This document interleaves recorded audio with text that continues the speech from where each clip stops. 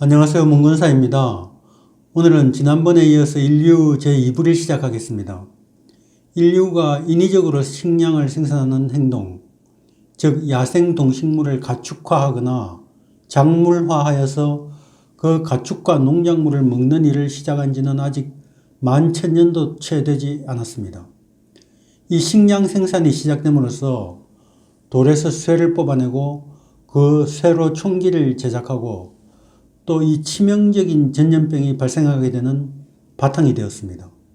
그러므로 각 대륙의 민족들이 농경민이나 목축민이 되었느냐 말았느냐, 또 되었다면 그 시기는 언제였는가 하는 질적인 변동은 농경민이나 목축민이 된 이후의 각 민족들의 대조적인 운명을 설명해 주는 것입니다. 인류가 감염되는 여러 전염병은 가축화와 작물화에 적합한 야생 동식물종이 많은 지역에서 진화했습니다. 그 까닭은 이 농작물과 가축을 확보함으로써 전염병이 만연할 수 있는 조밀한 사회가 형성되었기 때문입니다. 이 전염병은 전염될 수 있는 사람의 최저 밀도를 필요로 합니다. 거주 인구의 밀도가 너무 낮으면 전염병은 스스로 소멸되고 맙니다. 이 전염병들은 사람들이 가축화한 동물들이 가진 병균에서 진화했습니다. 수렵채진민은 야생 먹거리를 찾아서 이동하는 경우가 많지만 농경민은 밭과 과수원 주변을 떠나서는 살 수가 없습니다. 따라서 일단 사는 곳이 정해지면 그때부터는 아이를 낳는 간격을 단축시킬 수 있기 때문에 인구 밀도가 높아지게 됩니다. 또 이 농경은 많은 노동력을 필요로 하는 산업이기 때문에 자연히 인구는 증가하게 되어 있습니다. 이 정착 생활의 또 다른 역량은 잉여 식량을 저장할 수 있게 해준다는 점입니다. 수렵채진민은 움직이는 삶을 살아가기 때문에 이 장기간의 생존에 필요한 식량을 저장할 수가 없었습니다. 그런데 농경이 시작되면서 몇 년에 걸쳐서 살아갈 수 있는 식량을 저장할 수 있는 길이 열렸습니다. 이 식량 저장의 이점은 식량을 생산하지 않는 기능 전문가들을 출연시켰습니다. 그러므로 뜻없는 삶을 살던 수렵채진민 사회에서는 찾아보기 힘들었던 이 전업 전문가들이 정착형 사회에서 처음으로 나타나게 됩니다. 동식물의 이 가축화와 작물화가 정복 전쟁에 가장 직접적으로 기여한 것은 말의 존재였습니다. 이 고대 전쟁터에서의 기병은 현대전으로 비유하자면 소총을 든 보병 앞에 나타난 중무장 장갑차나 탱크에 필적하는 위력을 가지고 있었습니다. 피사라의 철갑 기병이 잉카의 보병을 만난 순간을 떠올려 보면 중무장 기병의 위력을 실감할 수 있습니다. 우리나라 고구려 고분인 삼실총의 벽화를 보면 병사와 말이 철갑으로 중무장하고 창을 휘두르는 기병의 전투 장면이 그려져 있습니다. 오늘날 보아도 강력함이 느껴지는 철갑 무장입니다. 고구려가 요동지역을 호령할 수 있었던 힘도 이 창기병들에게서 나왔습니다. 중국 대륙에서 원나라가 망하고 명이 들었을 때 고려의 우왕과 최영 장군은 조민수 장군과 이성계 장군에게 명령을 내려서 요동 정벌군을 보냅니다.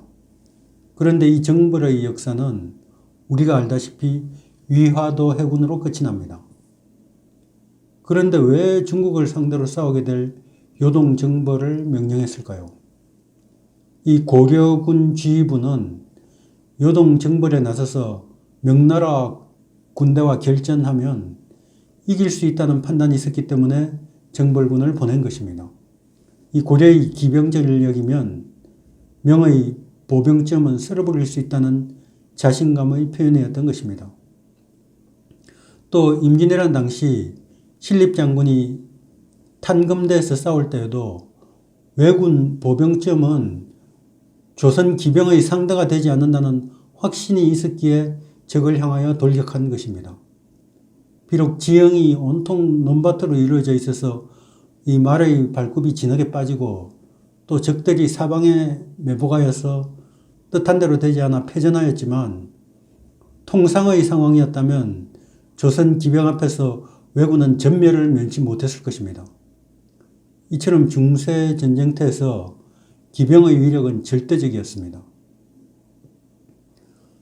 동식물의 가축화와 작물화는 훨씬 더 많은 식량과 조밀한 인구가 있다는 것을 의미합니다.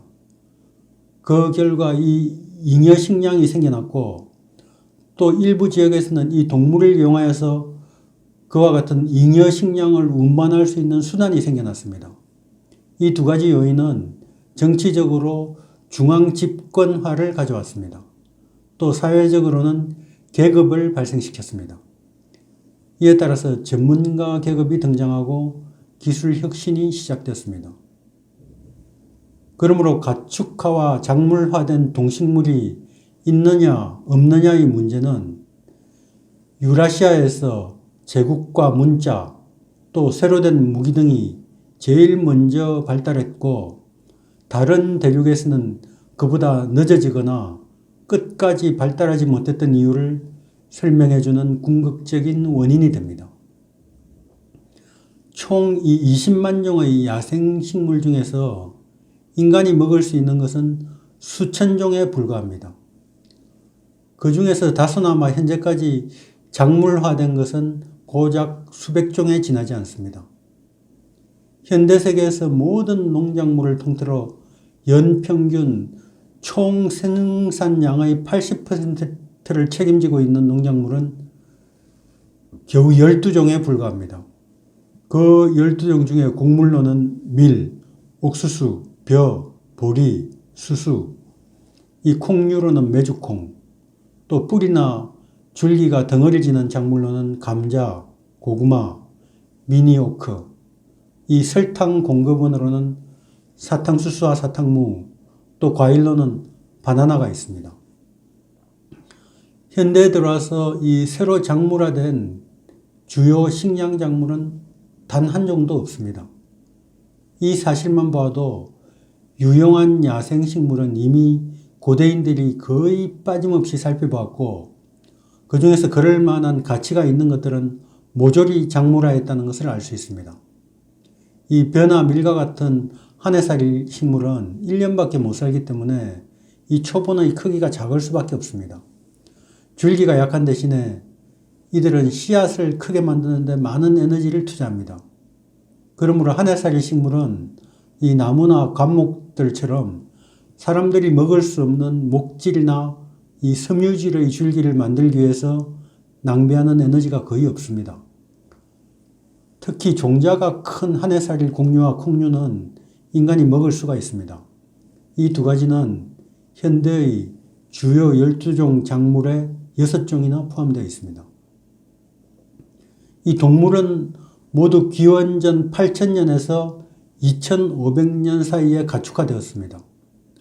최종 빙하기가 끝나고 정착형 농경 목축 사회가 생겨난 후에 처음 몇천 년 동안에 일어난 일입니다. 이 대형 포유류를 가축화한 시대에는 양과 염소, 이 돼지로 시작해서 낙타 종류로 끝을 맺었습니다. 그리고 기원전 2500년 이후에 새로 생긴 중요한 가축은 단 한 종도 없습니다. 가축화할 동물들은 모조리 가축화한 것입니다.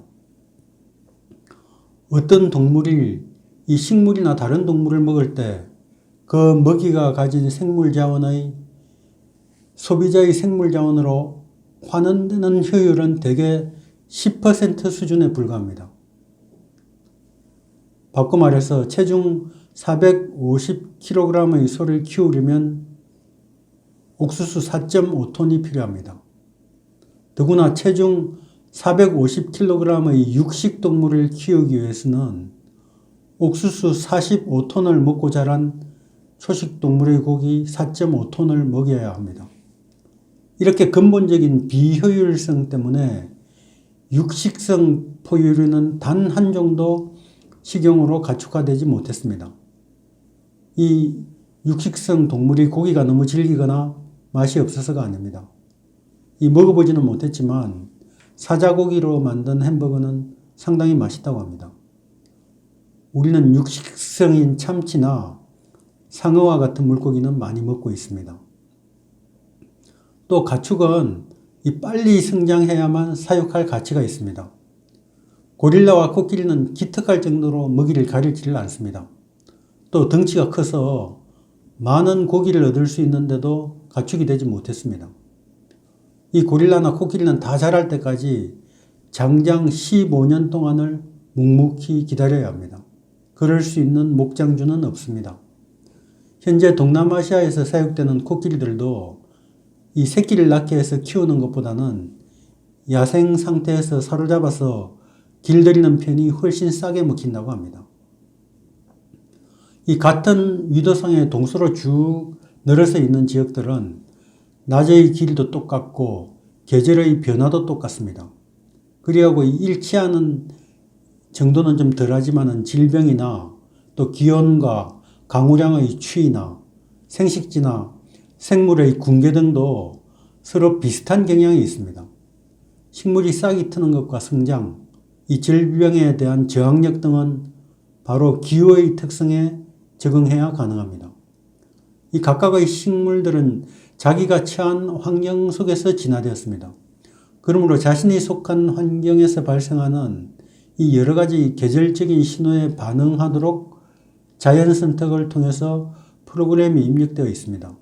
이러한 특성들 때문에 이 저위도 지방의 식물은 고위도 지방의 조건에 잘 적응하지를 못합니다. 그 반대의 경우도 마찬가지입니다. 따라서 이 비옥한 초승달 지대의 농작물들은 대부분 프랑스나 우리나라에서는 잘 자라지만 적도 부근에서는 제대로 자라지 못합니다. 이 동물들도 식물들과 마찬가지로 위도와 관련된 기후 특성에 적응하고 있습니다. 이것은 비옥한 초승달 지대에서 길들여진 가축들이 서쪽과 동쪽으로 그렇게 빨리 전파된 한 가지 이유였습니다. 이 가축들은 전파되는 지역의 기후에 이미 잘 적응되어 있었던 것입니다. 이것으로 인류 2부를 마치고 다음 시간에는 마지막 회인 3부를 방송하겠습니다. 구독과 좋아요 부탁드리겠습니다. 감사합니다. 다음 시간에 뵙겠습니다.